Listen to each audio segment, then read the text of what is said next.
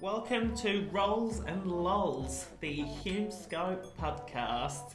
For those of you who don't know Hume a quick overview: we are a recruitment training business. Founded and run by two recruiters, myself and Laura, who've been recruiting for over 30 years. We're super passionate about the industry. We teach recruiters, agency owners all across Australia, New Zealand, and hopefully one day the world, because we're planning on taking it over. Over to Laura. My name is Laura, co-founder of Humescope. We're going to be running this podcast weekly. The aim is just to give you little bits of advice, tips, tricks, all related to the recruitment industry, and hopefully some laughs along the way too. Thanks so much for listening, guys. If you'd like more info, go to humescope.com.au. Hope you enjoyed the episode. Please give it a like, give it a follow, give it a share, send us a message, and spread the love and word. Hope you enjoy the episode. Thanks, guys.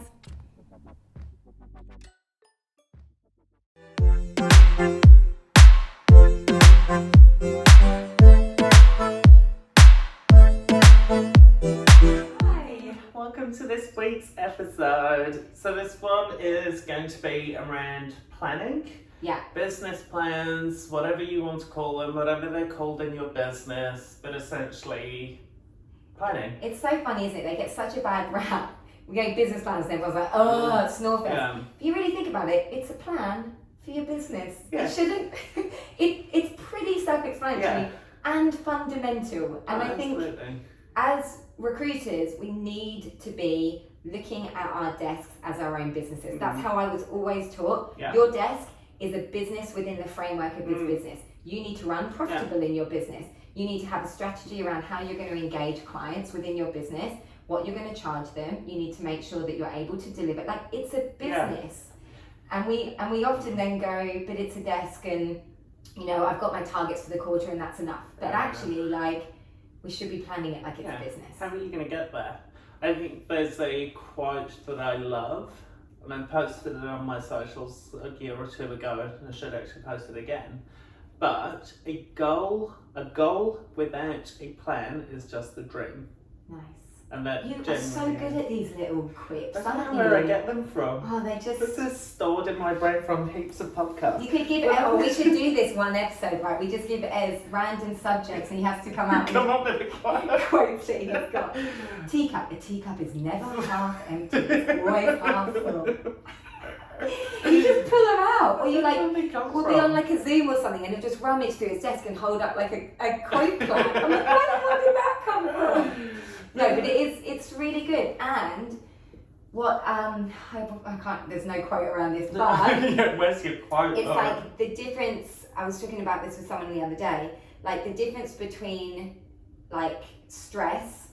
I don't know. You're not the quote person. No, but it's something like the difference between stress and not stress is having a clear plan. Oh my God, it's over.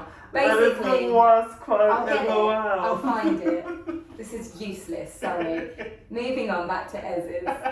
It's something like, if you don't have a plan, that's what causes unhealthy stress. Oh, 100%. Because you don't know where you're going or how you're going to get there. The difference between here and here is... Okay, okay. Oh, God. Okay. We need one of those like beep. Yeah, like Laura, stop talking. It's fundamental. It's the first thing I do when I coach people. We sit down and I'm like, what's your annual plan? Yeah. And I don't just mean what you want to happen in your business. I mean, what is your holistic plan for the year ahead? Yeah. What do you want to achieve personally? Yeah. What do you want to achieve professionally? How are your professional goals going to help you achieve your personal goals? And I think we have to look at intrinsic motivation. And so if you're not like, it's something like only 10% of people in sales roles are actually genuinely motivated by extrinsic things, such as targets, bonuses, incentives. That apparently for 90% of people can only last for a certain number of months before people will lose their motivation if they're not intrinsically motivated. So if you don't have intrinsic motivators, i.e. personal goals you want to hit, it's then very hard to go, well, why do I keep getting up every day and doing this job that can be relentless? It's so important you say holistically rather than I've got these numbers that I need to hit and I'm going to make 5 calls here and that's typically why I think people hate business plans, because that's what they do over 2 pages. This is my market, I'm going to target tech and IT businesses, 50 staff. I'm going to make 10 calls here, I'm going to do 3 interviews here, and hopefully I'll get to 100k. That's not a business plan, that's just KPI planning. Yes. That's what it is, it's KPIs. And also, I'm a big fan of KPIs, and I know you are too. Yeah. They formulate part of your plan, but if you don't have one, how the fuck do you know where you're going? Yeah. The financials are a part of your plan. Yeah. If anyone, the words SWOT analysis need to be banned. Why we build them into business plans? That's, yes, it's nice to do some kind of backstory of like, where are my strengths, where are my weaknesses, but like we build entire business plans over SWOT analysis. Your business plan should be, here are my goals. Yeah. What does this look like from a personal perspective? What does this look like professionally? What's my strategy for this year? What do I believe in? What do I offer my clients? What does that translate to in terms of my actual outreach strategy? Like, it needs to be detailed. A detailed plan of how you're going to get to where you get to, and then you need to be in that every week. Yeah. I'm in my plan every week. But if you are listening to this and you have got a 2-page quarter or year business plan that details your KPIs, and that's fine, you should have them, but how are you going to get there? So how you can flesh out that business plan, which is a really easy way. Start with the end result. I'm on to bill 600 grand this year. Cool, great. Let's scale that back. What does that mean quarterly? Cool. What does that mean client-wise? Cool. There's going to be 10 new clients a quarter or a year. Okay, cool. Further back, how am I going to get these clients? Okay, where do they sit? They sit in Melbourne, they're usually teams of 50. Cool. How am I going to engage with them? It's not going to be cold BD call, I can guarantee you that. It's on average going to take me 8 touch points. Okay, cool. What are those touch points? Is there any value adds that I can add amongst those touch points? How am I going to do that en masse? On average, how many clients do I need to reach out to engage with 10? X amount. Okay, cool. So now I know I need to reach out to 500 clients. Do I have that level on my database? No. How am I going to get it? LinkedIn, Seek, blah, blah, blah. There's so much that goes behind the scenes of your end result KPIs and your got financial targets that if you don't flesh out, you will get into a mode of, I can't do this. It's too hard. I don't know where to go. And we've all had those weeks where we're not following through with a plan or tracking along it, and you're scrambling. You're like, oh fuck, nothing's working. And it's so easy to just get into that mindset of nothing's working because you don't have a plan. So you don't know if you're actually working towards the actual goal. Because we all know in recruitment, the stuff that you put in won't always return revenue. And so it's hard to, it's so easy to just stop doing it because you're like, nothing's working, I'm not making money. But in actual fact, if you had a plan, you could go, I'm tracking along it. It's not making me money right now, but this is part of the plan, and it will turn around. Yeah, it's such a good point. It's like an anchor point, isn't it? It's like a trust point of like, but I'm doing the numbers, and I'm doing what I said, and I know that this will lead to X, Y, and Z because it has in the past. And I think we were talking to our new recruiters about this in week 8 of their course, which is all around kind of trust and self-belief and having resilience.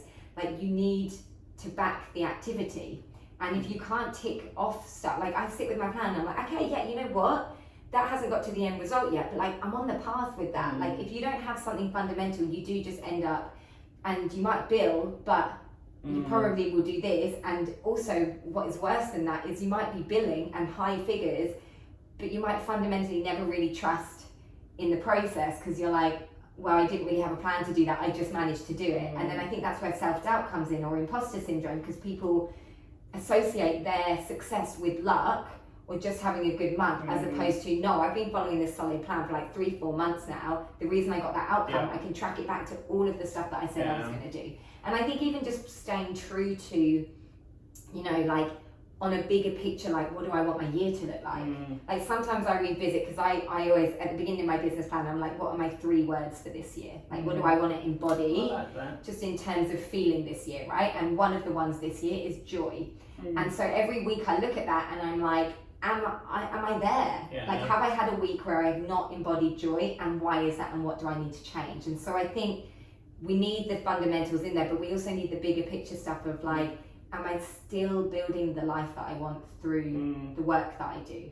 Yeah. You know, I think it's fundamental, because you get to the end of the year and it's like you also want something to look back on and be like, oh God, I did all of this stuff. It wasn't just about hitting the numbers every single month. And I think if you know, recruitment can teach us to run a business. So we need to take every opportunity to feel like we're running a business when we're in it. Yeah. You're ready on the time, aren't you? I'm like, the time's up. So, yes, it is. The time is up. My lol, something funny happened with Spencer, my dog.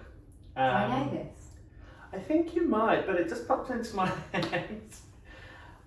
So he's a small little cavoodle crossing the road, and I didn't have poo bags for him. Oh my God. And I could see that he was about to take a massive shit in the middle of this massively busy highway, red lights, cars everywhere, they're all stopped, and Spencer starts pooing at the start of the walk. I'm like, stop Spencer, try to drag him, wouldn't. So I picked him up, crossed the road, and he's still shitting, and it's all coming outside of him whilst he's in my horrible. And meanwhile, I'm looking around, and everyone in their cars are howling with laughter.